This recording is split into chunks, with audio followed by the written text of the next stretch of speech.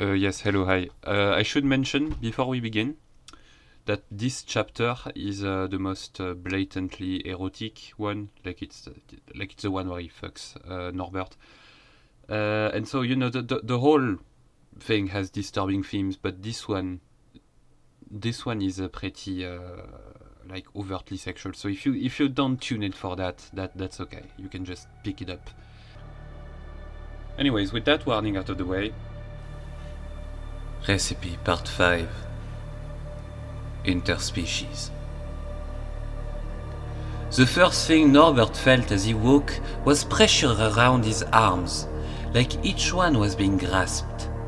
He opened his eyes a crack and saw a figure leaning over him. It was John.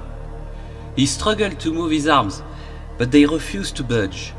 The reality of the situation flooded his clouded mind, and he began to panic. John stood over him, smiling lightly. "Norbert," whispered John. "John, what is this?" Norbert asked with a shaky voice, as he looked around the room. He didn't need to hear John's reply, however. The pictures of himself that literally covered the walls told him exactly where he was and what John was going to do. At least what he thought John was going to do. "Sorry, Norb," John said. "I know you don't want anything to do with me, I get it. But I can't have that. I've been obsessing over this moment since the first time I laid my eyes on you. Came to this forest for a reason, Norbert, and now it's to get you." Norbert turned from John and looked around some more. He noticed something that made his heart sink. A large stuffed animal sitting on an old chair in the corner of the room. It was him. It didn't look anything like the merchandise they had released years ago. It was bigger and more accurately shaped. It looked older than it should, and there was a split of some kind right where... Norbert felt sick. He knew exactly what that thing was for. "You notice your surrogate body?" he said, acknowledging Norbert's expression. "Made it myself. It's been a very nice thing to have, unfortunately. It's just not enough anymore. I need the real thing. And here we are." He walked around from the foot of the bed and stood at its side facing Norbert. For a few seconds, he just stood there staring at the scared animal, smiling at the magnificence of the creature.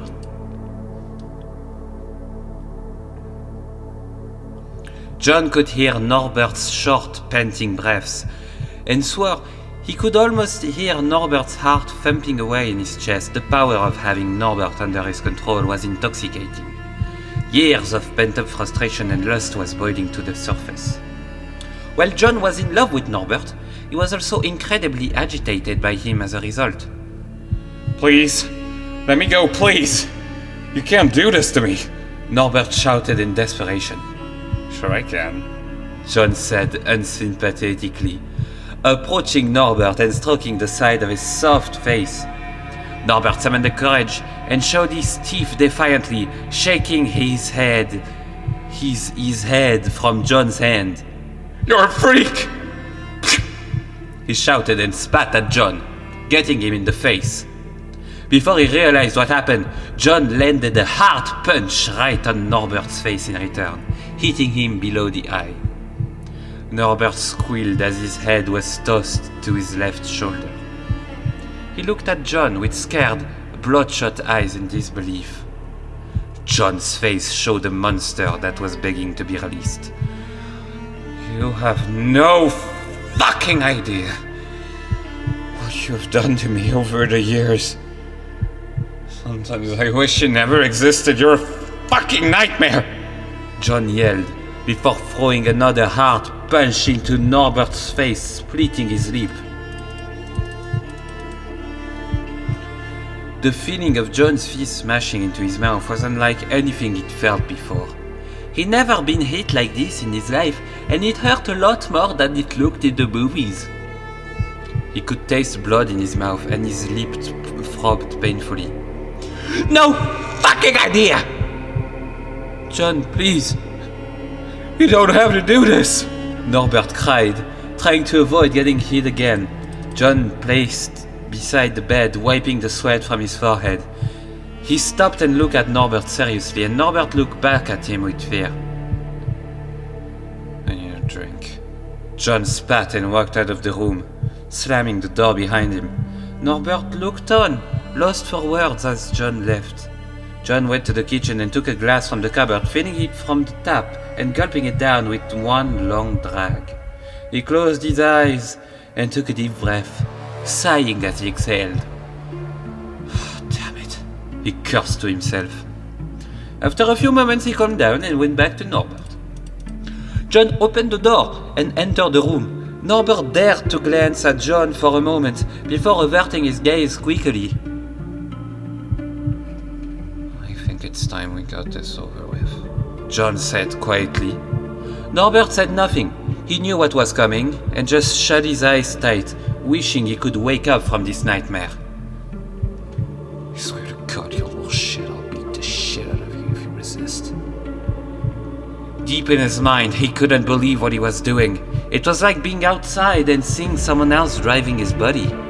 He thought he loved this beaver, but he was so angry at him for it. I'm going to untie you now. Norbert said nothing. He just kept his eyes closed and sat frozen in the spot. John took the belts off Norbert's arms and laid him on his back in the middle of the bed, large queen-size bed. He crawled over Norbert, looking down in his face. He looked so pained and tense. He almost felt sorry, but pushed the thought out of his mind. He wanted to enjoy this. John stroked Norbert's long, pointy nose all the way from the tip over to his cheek and ran his fingers through his soft yellow fur. He leant in and kissed Norbert on the side of his nose, repeatedly down its length, until he reached Norbert's mouth and dived in for one long, passionate kiss, tasting the beaver he had been dreaming about for so long. The warm, wet taste of the beaver's mouth flooded John's, melting away the anger and despair he'd been feeling just moments ago. The taste of this animal's mouth and his thick, limp tongue was unlike anything he could have imagined. He tasted the blood from Norbert's lip as he kissed. It was sweet and dangerous. His thoughts cried out in unintelligible words that sang psychopathic happiness. Norbert groaned. The feeling of being held and John's tongue thrashing inside his mouth made him feel sick. He remained still regardless. John laid himself on top of Norbert, wrapping his arms around him, feeling Norbert's hair run between his fingers. He kissed him like a leech hungry for blood, squeezing the helpless beaver tightly as he rolled on his side. Norbert's mind left his body. The horror of this event was too much for the poor rodent. It felt more like a surreal nightmare that he wanted too badly to wake up from. His mind wandered far from this horrible moment in an attempt to save itself from what John was doing to him. John was aroused more than he'd ever felt in his life, and he couldn't wait any longer. He got off Norbert and pulled off all of his clothes. Norbert stayed completely still, eyes closed. John got back on the bed and laid himself over Norbert, feeling his naked body become saturated with the silky, soft fur of Norbert. It was breathtaking. John grasped Norbert tightly and kissed him more, humping him softly, feeling the pleasurable touch of his fur to his cock. 3 years of fantasy were finally becoming reality. John didn't get on with humans sexually or emotionally for that matter. Once in the past, before Norbert came into his life, he had experimented with dogs.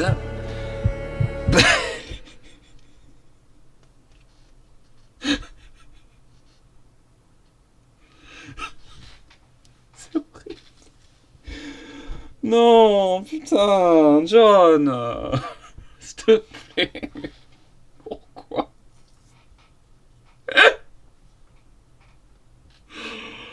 Oh mais quelle horreur, putain. Allez. He had experimented with dogs, but he never got further than an indecent act. John was still a virgin to anything living, but tonight, in a lodge deep in the Norbert... Living? Did he fuck a dead dog? Is that what he's saying? Did he... Because this is clearly autobiographical, right? I'm sorry, I'm stopping the reading. I'm doing a little aside, but if he says he experimented with dogs, but he was a virgin to anything living, that means the dog was dead. He fucked a dog's corpse. He's a necrozoophile. Jesus Christ. Oh, okay. Back to the reading. But tonight, in a lodge deep in the northern woods of the USA, John was about to have sex with a living, breathing thing for the first time. He pressed his body towards Norbert and humped more furiously with each violent kiss until there was a damp, slimy patch of fur where John's cock had been rubbing. John leaned up and reached under the bed, retrieving a small pump bottle of lubricant gel. It was time. Sitting at Norbert's feet, shaking with excitement, John pumped a blood of lubricant onto his hand and lattered it on Norbert's warm anus, damping it the tufts of surrounding fur. Norbert's leg bent slightly as the cool jelly touched the warm skin of his behind. Relaxing again slowly as it warmed, John couldn't help but slip his index finger in, slightly causing Norbert to recoil. John smiled, retracting his finger, and started to apply lubricant to himself. John leaned over Norbert and brought his penis to meet Norbert's ass, prodding gently against it. Regardless of the violence he had inflicted on Norbert earlier, John instinctively tried his best not to hurt him in this act. He knew the unbearable pain of having an object punched into one's anus without warning, and didn't want that experience for Norbert. John carefully worked his penis inside Norbert. Once the lube had spread throughout Norbert's anus, it enveloped John's erect penis with the warmth John had only dreamed of. It was the most fantastic feeling in the world. John took a deep breath and leaned back over Norbert, curling his arms under his furry body and thrust his hips into Norbert's heart. "I'm having sex with Norbert Beaver!" John's thoughts kept shouting in his head. He couldn't believe it. "I'm having sex with Norbert fucking Beaver!" He laughed into Norbert's fur as he fucked the beaver with the energy of 3 years pent-up sexual frustration. Norbert was limp with shock. He could feel everything, but his body couldn't do anything about it. He was under John's total control. He never thought such a horrible act would have ever been forced upon him like this. A profound sense of violation and shame built up inside him. More with every moment that passed. He felt sick. Adding to his misery and confusion, Norbert could feel his own penis growing hard. It began to rub against his rapist's stomach as he grew longer. He couldn't believe it. "Why is this happening to me?" Tears began to roll down his furry face. John noticed Norbert's warm, throbbing member protrude its way out of the depths of long yellow fur, and he stopped for a moment. John couldn't help himself. He pulled away from Norbert and got down to the hard, erect beaver cock that was presented before him. John wondered for a moment why this had happened, but remembered an episode of SVU about male sex attacks. Men who are raped sometimes get erection. It's an uncontrollable reaction which, in this particular episode, caused the victim to kill himself out of shame for not only being raped by another man, but also getting an erection. Although John realized this, he welcomed the opportunity and proceeded to wrap his lips around the long, pink member. Norbert opened his eyes. The sudden feeling of his penis in John's mouth shook him awake. He closed his eyes again, but remained alert and still. Norbert didn't know how to feel. What John was doing felt horribly good, but at the same time, he wished he could strangle that sick human. This sexual pleasure was unwelcome, and Norbert tried his best not to let it take him, but it felt so good. His penis twitched and throbbed with excitement, excreting natural lubricant into John's mouth. John tasted the queer liquid that seeped from the end of Norbert's throbbing penis and sucked as much of the tasty precum that flowed as he could. As John enjoyed Norbert's cock in his mouth, he said Norbert might end up ejaculating, so he backed off. Keeping Norbert sexually aroused was in his best interest. Leaning up, he noticed Norbert looking at him with a strange face, indifference it seemed, with a hint of confusion. John got up and held his hands to Norbert's cheek, bringing their faces together and looking straight into his eyes before kissing him on the nose. I'm almost done, Norbert, John said, then reached down and guided his hard cock back into Norbert's ass. Norbert flinched but stayed quiet. Instead of closing his eyes, he fixed his gaze on all the images of himself that looked so much happier than he did at this moment. As John continued to have sex with him, huffing loudly, as with each thrust, Norbert began to feel a sense of hate building, an energy that encouraged him to see this through so he could make John pay for this assault. John was thoroughly enjoying this interspecies encounter. Norbert didn't fight him at all. He began to wonder if perhaps Norbert would reconsider staying. He looked at Norbert's face and thought he saw a glimpse of enjoyment in his eyes. John refused to accept that he was really raping Norbert. In his mind, he was convinced that he was making love to the beaver and not hurting him at all. John began to feel himself climaxing. The warm, fluffy feeling of Norbert's belly pressed against his and the wonderful satisfaction of finally reaping the benefit of his obsession brought him to the end of his violating assault. He thrust back and forward harder and harder, squeezing Norbert's body as hard to his, huffing loudly as he thrashed violently into the beaver. John heaved one last monstrous push, squeezing all the air from Norbert's lungs and ejaculated, depositing a sizable amount of human sperm in the beaver's ass. Huh? John felt limp at Norbert's side, exhausted. He turned and faced Norbert, putting his hand on Norbert's arm. "Hey," he said. Norbert opened his eyes and looked at John. They stared at each other silently for a few moments, exchanging silent words of hate, satisfaction, and regret. Norbert huffed and turned away from John, and they lay in silence. John thought about what he had done to Norbert in the past hour. He dared to feel bad for a moment, but refused to accept any responsibility for his actions. In order to keep control over Norbert, he knew he'd have to be feared.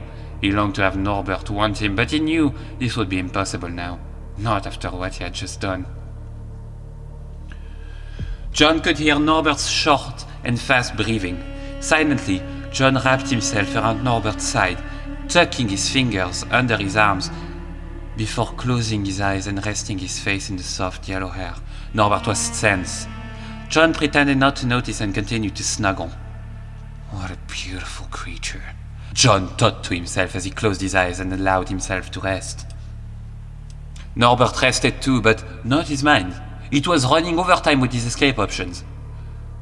Don't let him rest. Take him now, he's vulnerable. Just pull away and run. Run and don't look back. Twist out his arm and run the door. God, please don't let him catch me.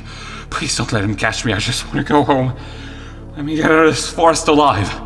Norbert opened his eyes, remaining perfectly still, and summoned as much strength as he could. He took one slow breath, and like a coiled spring, he exploded out of John's arms and landed with a thump of the wooden floor. John cried out in fright. Norbert got up and ran towards the closed bedroom door. His short little legs moved as fast as they could. The door was just inches away from his fingers when suddenly he was thrown forward into the door from behind, hitting it with enough force to blur his vision slightly. John had tackled him. Let me go, you horrible! Norbert cried before he was yanked to the floor under John's weight. He thrashed under John's grip as hard as he could, swiping at John's face with his claws and digging his hind claws into John's thigh. John punched Norbert's stomach, as the beaver squirmed. Norbert managed to swipe John across the face, blinding him for a moment. John yelled in pain and fell off Norbert, holding his hand to his face. It felt as though he'd been cut, but there was no blood on his hand when he looked. Norbert tried to get up again, but John threw himself towards the beaver, grabbing him by the ankles. As Norbert kicked at John to get free, John got up and pulled Norbert off the floor, holding him upside down. In a panicked attempt to stop Norbert thrashing about, John turned and swung Norbert in a powerful 360 turn, sending his head flying towards the door frame. Norbert saw the rock, hard wooden frame racing towards his face and screamed out, "Ah!" just as his head smashed into it with a sickening crack. John let go instantly and Norbert dropped to the floor unconscious. Oh shit. The beaver remained still. John got down on the floor and checked him. "Look what you made me do, you fucking idiot! Damn it!" Norbert gurgled, face down in a small puddle of his own drool. John watched his back rise and fall slowly and was relieved. He picked Norbert up from the floor and carried him over to the bed, checking his forehead, and saw a small patch of blood forming below the fur. "I'm sorry, Norbert," he whispered, frustrated with what he believed he had been forced to do. John picked the belts up from the floor and tied Norbert's arms together in front of him, as well as his ankles. John stood at Norbert's side for a moment, trembling from the adrenaline rush the scuffle had caused. "I need some air." John sighed and walked out of the room. He stood naked in the cool, windy darkness of the front door step and stared at the pitch-black sky. Closing his eyes and taking in a deep breath.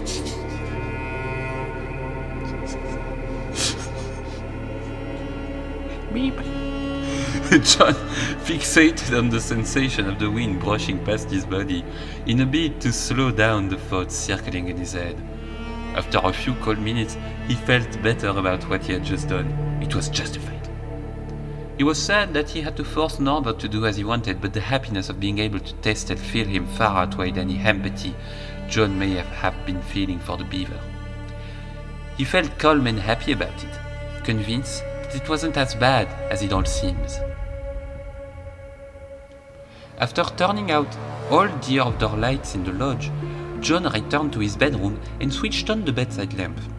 The soft glow cast a thick black shadow of Norbert's pointy features upon the wall.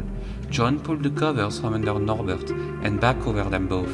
He looked around his room at all the pictures of the yellow beaver and then at the animal lying next to him. A conflicting feeling of love and caring merged with the selfishness and brutality of his actions. It disturbed John as he placed his hand on Norbert's soft cheek, feeling his heart beating under his luscious fur. John switched off the bedside table light and curled himself about Norbert's warm body, pulling the covers high over his shoulder and up to Norbert's long, pointed nose. He felt so happy that he could finally rest in the darkness with the love of his life, Norbert Beaver. Nothing was more special to him than this very moment, and he wished it would never end. John slept with the beaver. In the dam, Daggett woke to find the TV and lights still on. He got off the couch and looked at the time. The big Yahoo clock on the wall read 11:45 p.m. "Wow, I slept for the entire movie," Daggett exclaimed. "Why didn't that spooky brother of mine come get me?" It was usual for Daggett to fall asleep during movies late at night. Norbert would come down after 11 p.m. to turn everything off and take him up to bed. Daggett turned off the TV and went upstairs to the bedroom. As he climbed the stairs, he could see light from the bedroom at the top. "Hey, Norby, what do you think you're doing up there?" he demanded playfully. But as he entered the room, he saw it was empty. "Norby?" he called, looking around. There was no answer. "The windows are open, that's strange." He wondered to himself. He poked his head outside and squinted as raindrops hit his eyes. Daggett shouted Norbert's name loudly in his shrill voice, but no reply came. He ducked back in and closed the window, closing the curtains. Rubbing the moisture from the fur on his head, Daggett thought for a moment. The last time he had poked his nose in Norbert's business, he almost lost it. He was worried for his brother, but tiredness was eating away at his mind. He didn't feel like getting his head bitten off by Norbert at the moment, and knew, in all likeliness, that he'd wake up tomorrow and find Norbert asleep in his own bed as usual. Still, he thought, something's fishy.